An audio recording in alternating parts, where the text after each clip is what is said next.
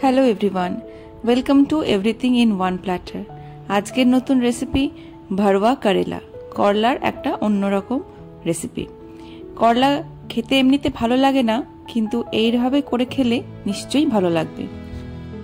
ভরওয়া করেলা বানানোর জন্য প্রথমে আমরা কিছুটা তেঁতুল একটু উষ্ণ গরম জল দিয়ে কিছুক্ষণের জন্য ভিজিয়ে রাখবো। এবার করলাগুলোকে ভালো করে ধুয়ে পরিষ্কার করে নিয়ে আমরা ছুরি দিয়ে মাঝখান থেকে একটা কাট লাগাবো। করলার দুই এন্ডকে কখনোই আমরা কাটবো না, তাহলে পুরগুলো কিন্তু বেরিয়ে আসবে। এইভাবে মাঝখান থেকে এক প্রান্ত থেকে অন্য প্রান্তে কাটার পরে একটা চামচ দিয়ে ভেতর থেকে সমস্ত বীজগুলোকে বের করে নিতে হবে আস্তে আস্তে। এটা খুব সাবধানেই করতে হবে যাতে করলাটা পুরোটাই কেটে না যায়। করলার ভেতরটা এরকম একদম খালি হয়ে যাবে।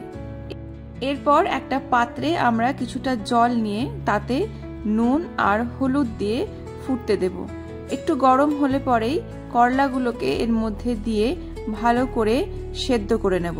5 থেকে 7 মিনিট এই করলাগুলো জলের মধ্যেই ফুটবে, তাহলে তেতো ভাবটা অনেকটাই কমে যায়।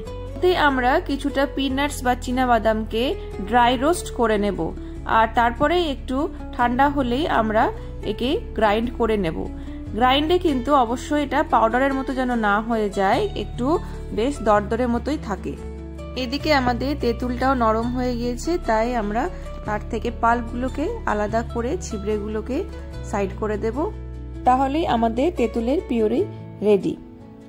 এবারে আমরা চলে যাব করলা সেদ্ধর দিকে। আমাদের করলা অলমোস্ট সেদ্ধ হয়ে গিয়েছে। একটা চামচের সাহায্যে চেক করে নেব যে কতটা সেদ্ধ হলো। যখন চামচটা একটু ঢুকে যাচ্ছে করলাতে বা একটা দাগ মতো তৈরি হচ্ছে, তাহলেই বুঝতে হবে করলাটা আমাদের সেদ্ধ হয়ে গিয়েছে। ঠান্ডা করতে দেওয়ার জন্য একটা বাটিতে তুলে সাইডে রাখবো। এবার একটা প্যানে নিয়ে নেব 2 টেবিল চামচ মতো সর্ষের তেল, সাথে দেব কিছুটা হিং আর গোটা জিরে, আর দিয়ে দেব কয়েকটা কারি পাতা একটু কুচি করে। একটু নেড়ে চেড়ে সুন্দর গন্ধ বেরোলেই দিয়ে দেব কেটে রাখা একটা বড় পেঁয়াজের কুচি। আর একটু নেড়ে 1-2 মিনিট একটু রান্না করে নেব। তারপরে দিয়ে দেব করলা থেকে বের করে রাখা সেই বিচিগুলো, ওগুলো কিন্তু ফেললে চলবে না। করলা যেহেতু খুবই পুষ্টিকর, তাই আমরা করলার কোনো কিছুই বাদ দেব না। এর সাথে দিয়ে দেব হলুদ, নুন, জিরে গুঁড়ো, ধনে গুঁড়ো, কাশ্মীরি লাল মির্চ গুঁড়ো দিয়ে একটু ভালো করে নেড়ে আরো 2-3 মিনিট আমরা রান্না করে নেব। তার সাথে দিয়ে দেব আমরা তৈরি করে রাখা তেঁতুলের জল বা পিউরি, আর দিয়ে দেব গরম মশলা। একসাথে নেড়ে দিয়ে দিতে হবে গুঁড়ো করে রাখা চিনে বাদাম। সবকিছুকে মিশিয়ে নেব আর প্রায় 5-7 মিনিট ধরে রান্না করব, যাতে কাঁচা মশলার গন্ধগুলো চলে যায় আর একটু তেল ছেড়ে আসার মতো হয়। তারপরে দিয়ে দেব কুচি করে রাখা ধনে পাতা। সেটাকেও খুব ভালো করে মিশিয়ে নিলেই আমাদের তৈরি হয়ে যাবে করলার ভেতরে দিয়ে দেওয়ার জন্য পুর। একটা বাটিতে নিয়ে ঠান্ডা করতে রেখে দেব কিছুক্ষণের জন্য। কিছুক্ষণ পরে ঠান্ডা হয়ে গেলেই আমরা এবারে করলাগুলোকে নিয়ে তার মধ্যে আস্তে আস্তে পুরগুলোকে ভরতে থাকব।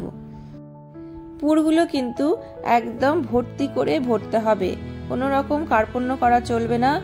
ভরওয়া করেলার মানেই হলো ভর্তি করে যত পারছো পুর দাও, তাহলেই টেস্ট একদম সুন্দর হয়ে বেরিয়ে আসবে। আমাদের করলাগুলো প্রায় আস্তে আস্তে আমি ভর্তি করে নিলাম, আর আমাদের করলা এখন ফ্রাই করার জন্য অলমোস্ট রেডি হয়ে গেছে। এই ভরওয়া করেলাগুলো কিন্তু একদিনে না শেষ হলেও ফ্রিজে রেখে 2-3 দিনে খাওয়া যায়। আর আপনাদের যদি পুর অবশিষ্ট থেকে যায়, তাহলে সেটা ফ্রিজে রেখে 4-5 দিনের মধ্যে ইউজ করে নিতে পারবেন। এরপরে আমরা আরেকটা প্যানে 2 টেবিল চামচ মতো সর্ষের তেল নিয়ে নেব করলাগুলোকে ফ্রাই করার জন্য। তেলটা গরম হলেই আমরা আস্তে আস্তে করলাগুলো তেলের মধ্যে দিয়ে দেব, আর তারপরে একটা ঢাকনা দিয়ে ঢেকে দেব। যদি ঢাকনায় কোনো ছিদ্র থাকে, তাহলে একটা লবঙ্গ দিয়ে সেটা অবশ্যই বন্ধ করে দেবেন। স্টিমের মাধ্যমে করলাগুলো আস্তে আস্তে সফট হয়ে যাবে আর ফ্রাই হয়ে যাবে।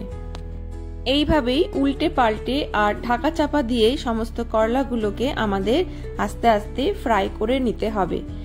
করলার গায়ে যখন দেখতে পাবেন এরকম ডার্ক হয়ে এসছে, তার মানে বোঝা যাবে যে করলাগুলো ক্রিস্পি ভাবে ফ্রাই হয়ে গেছে। আমাদের ভরওয়া করেলা একদম রেডি হয়ে গেছে। এবারে শুধু গরম ভাতের সাথে খাওয়ার পালা। একটা টিপস দিয়ে রাখি, করলার গায়ে যে খড়খড়ে অংশটি থাকে সেটা যদি আপনারা পিলার দিয়ে চেঁচে ফেলে দেন তাহলে পরে করলার যে তেতো ভাবটা সেটা অনেকটাই কমে যায়। তো আজকের মতো এখানেই থাক। Thank you.